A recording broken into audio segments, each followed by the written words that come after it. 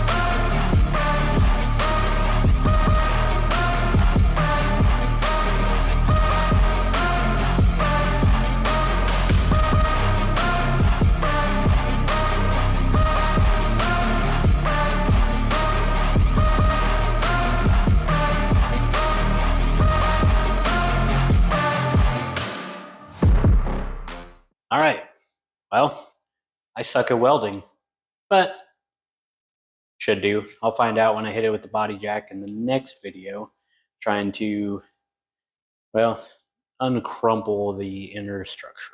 We'll see how that goes. But let's flip this around. No more fuel tank. So she's out of there. No more hinges. I didn't do a great job of removing those. That inner wheel well metal is so damn thin that I literally just ripped right through it anytime I tried to pop that bracket off. And as you can see, it's rusted too. So that's cut out. As you can see, this is shorter. So that's cool. Here's the final product of my terrible welds. Yes, it looks like crap. It's also my very first weld. So as long as it holds, I'll be happy with it. Worst case, I go back and fix it as I get more experience and more practice. Yeah, next video is going to be working on that guy. It's getting there. I'm looking forward to actually putting this thing back together. I'm still so far away from that because once the inner structure is done, then it's cutting out the trunk, cutting out the rear deck, and putting that all back together and in place. But at that point, I will literally be at the point of, assembling again. By assembling, I mean months of lining up fenders and the roof and all the trunk stuff. It's a lot of work, but I can't wait to get this car on the road. Hoping next summer. It's a lot. It's a lot. That, don't forget to like and subscribe. The small channel I'm growing, I got wild ideas, right? So your guys' subscriptions and likes and that really helps me get closer to that goal and closer to producing content that I'm hoping you guys are enjoying. And with that, thank you.